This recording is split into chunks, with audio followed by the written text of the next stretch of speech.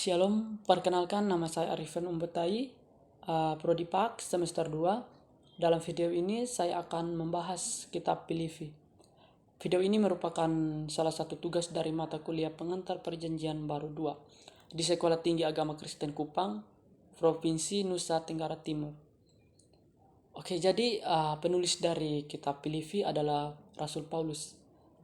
Tahun penulisannya sekitar 60 sampai 62 Masehi.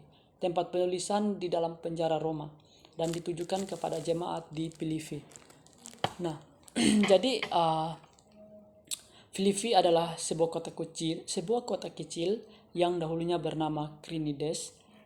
Dalam bahasa Yunani, krene yang berarti mata air atau sumur. Nah, jadi kata ini dipergunakan untuk menunjuk kepada mata air yang ada di sekitar kota itu.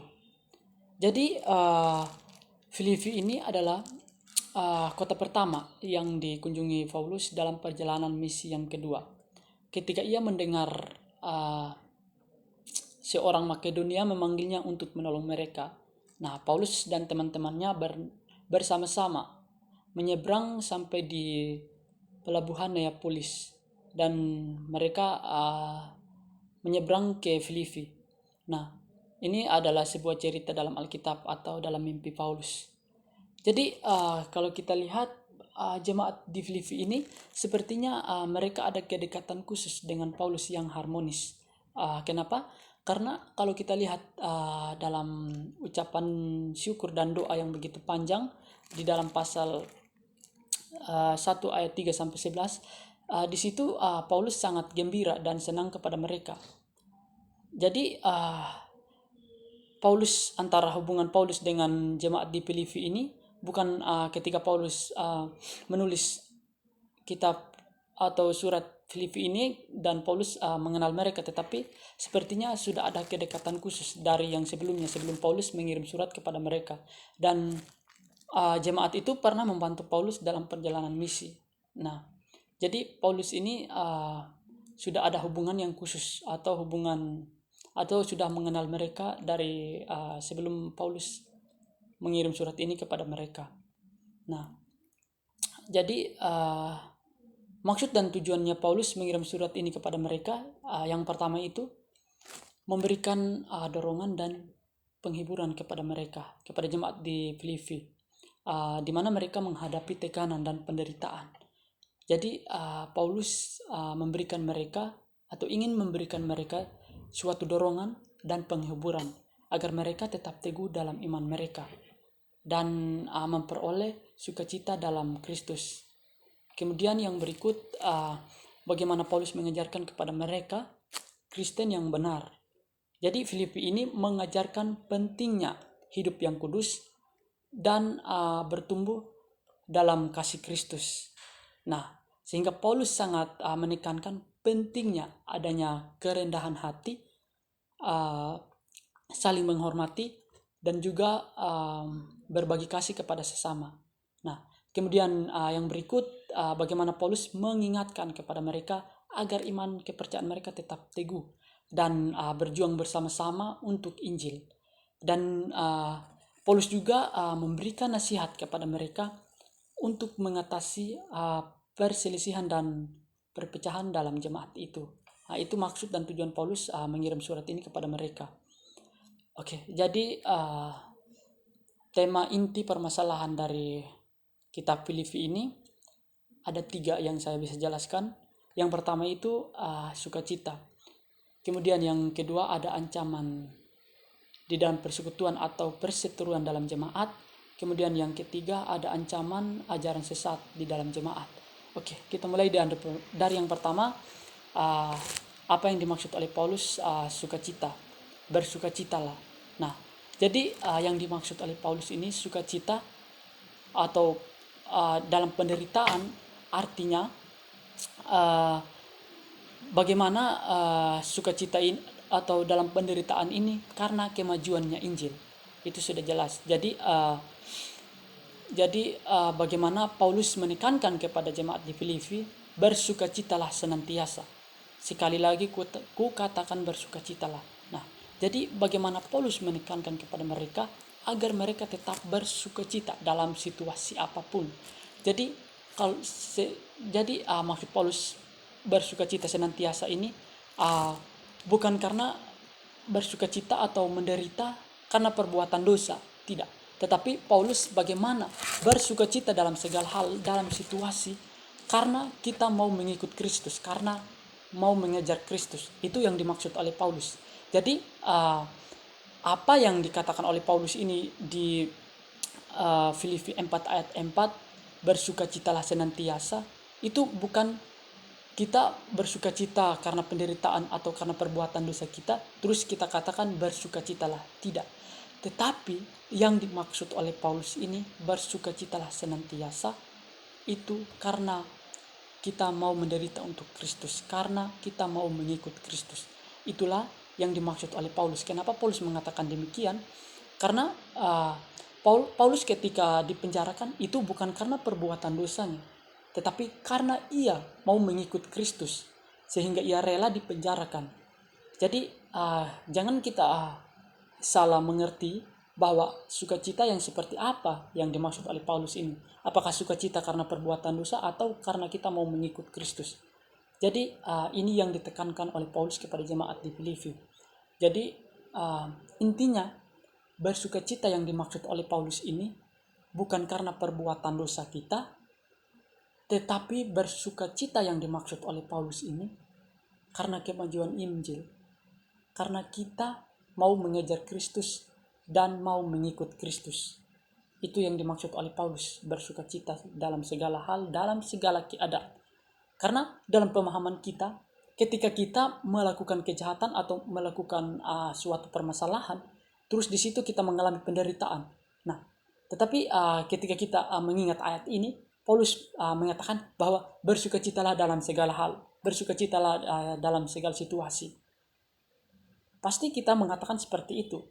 Tetapi kita harus mengerti dan memahami apa maksud Paulus bersukacitalah senantiasa dalam segala hal. Nah, jadi seperti yang saya sudah jelaskan tadi, bahwa apa yang dimaksud oleh Paulus itu bersukacitalah dalam segala situasi keadaan apapun, karena kita mau mengikut Kristus. Itu yang dimaksud oleh Paulus. Nah, kemudian masuk dalam tema yang kedua, bagaimana ancaman persekutuan dalam jemaat itu. Nah, jadi ancaman persekutuan atau perseteruan dalam jemaat ini disebabkan oleh dua orang. Jadi di mana perempuan itu yang bernama Eudia dan Sintike, mereka ini sepertinya ada perselisihan, sehingga Paulus dengan tegas menjelaskan atau menekankan atau menasihati mereka di dalam Filipi 4 ayat 2.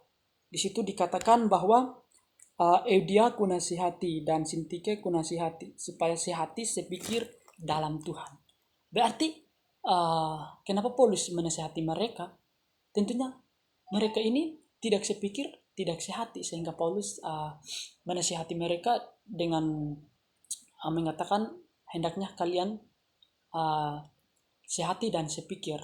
Nah, jadi secara penjelasan atau pemahamannya kita, tentunya ini menjadi permasalahan dalam suatu jemaat atau perpecahan dalam suatu jemaat. Kenapa?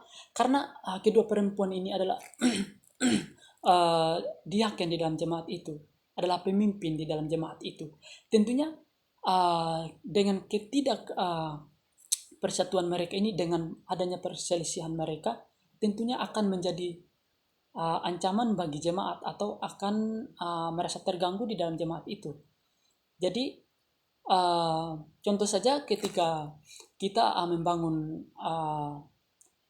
komunitas yang dalam kebersamaan atau dalam grup-grup, tentunya di situ kalau kita membangun persekutuan atau perseteruan, ketika ada teman-teman kita mungkin 2 orang atau 3 orang, setiap hari mereka ada perselisihan dan tidak sehati atau sejalan dengan apa yang kita sudah perbuat bersama, tentunya kita akan merasa terganggu dan kita pasti akan sepertinya kita akan cari tahu apa masalah mereka dan kenapa. tentunya kita pasti akan cari solusi itu. Nah, jadi tentu demikian juga seperti di dalam jemaat ini. Kenapa Paulus menasihati mereka? Hendaknya mereka mengakhiri perselisihan mereka. Karena Paulus sangat khawatir dengan adanya perselisihan itu, maka akan mengancam di dalam jemaat itu pasti akan terjadi perpecahan atau ancaman yang lebih besar lagi. Sehingga Paulus dengan tegas menasihati mereka, hendaknya kalian sehati dan sefikir. Karena mereka ini adalah pemimpin dalam jemaat itu, tentunya pasti jemaat itu akan terganggu dengan hal ini. Nah, kemudian di tema yang terakhir, yaitu bagaimana ancaman dari ajaran sesat di dalam jemaat. Nah, jadi ancaman ajaran sesat di dalam jemaat ini tentunya itu adalah para sesat atau pengajar sesat, dan di mana mereka ini bukan berasal dari jemaat tetapi berasal dari luar jemaat. Mereka mengajarkan pengajaran di luar Kristus. Nah, sehingga Paulus dengan tegas menyebut mereka di dalam Filipi 3 ayat 2 dan seterusnya, itu menyebut mereka dengan anjing-anjing atau para pengajar sesat. Di situ Paulus dengan tegas menjelaskan, dengan tegas menyebut mereka dengan seperti itu. Jadi secara logikanya kita pasti kita berkata bahwa Paulus sangat bersikap kasar, atau Paulus menyebut mereka anjing. Dan tentunya kita sebagai pengikut Kristus tidak boleh mengeluarkan kata kasar. Jadi, tetapi Paulus menyebut mereka anjing atau para pengajar sesat.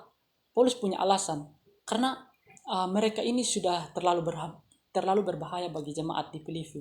Nah, sehingga Paulus dengan tegas, dengan marah menyebut mereka anjing.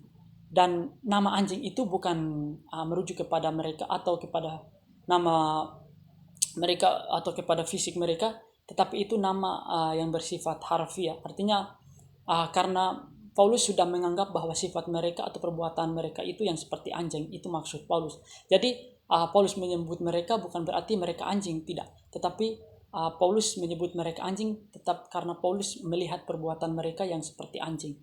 Bagaimana mereka mempengaruhi jemaat di dalam Filipi itu. Jadi tentunya Paulus sangat khawatir dan meragukan dengan hal ini. Dan Paulus memberikan dorongan kepada mereka untuk tetap mempercaya kepada ajaran yang benar, dan mereka harus bisa membedakan mana yang benar dan mana yang tidak benar. Sehingga Paulus di situ betul-betul mengharapkan mereka agar iman mereka dan kepercayaan mereka itu kepada Paulus, bukan kepada pengajar sesat itu. Nah, jadi ini 3 tema yang saya bisa jelaskan: bersukacita, senantiasa, dan ancaman perseteruan dalam jemaat, dan juga ancaman pengajar sesat dalam jemaat. Jadi intinya ketiga tema ini sangat relevan bagi kehidupan kekristenan. Bagaimana bersukacitalah senantiasa itu apa yang dimaksud oleh Paulus ini. Contohnya saja Paulus ketika dalam penjara, dia tetap mendorong jemaat di Filipi untuk bersukacita di dalam Tuhan. Tentunya Paulus ini berada di dalam penjara, dan Paulus ini tidak memikirkan dengan dirinya sendiri, tetapi dia memikirkan pribadi orang lain.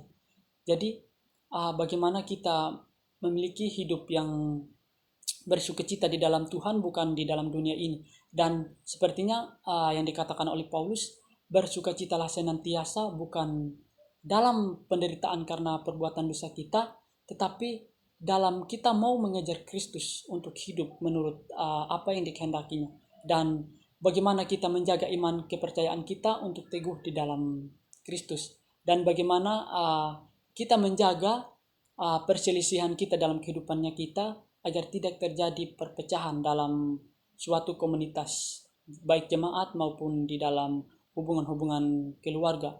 Jadi inilah yang dimaksud dalam surat Filipi yang ditekankan oleh Paulus, dan kiranya Tuhan Yesus memberkati. Shalom. Terima kasih.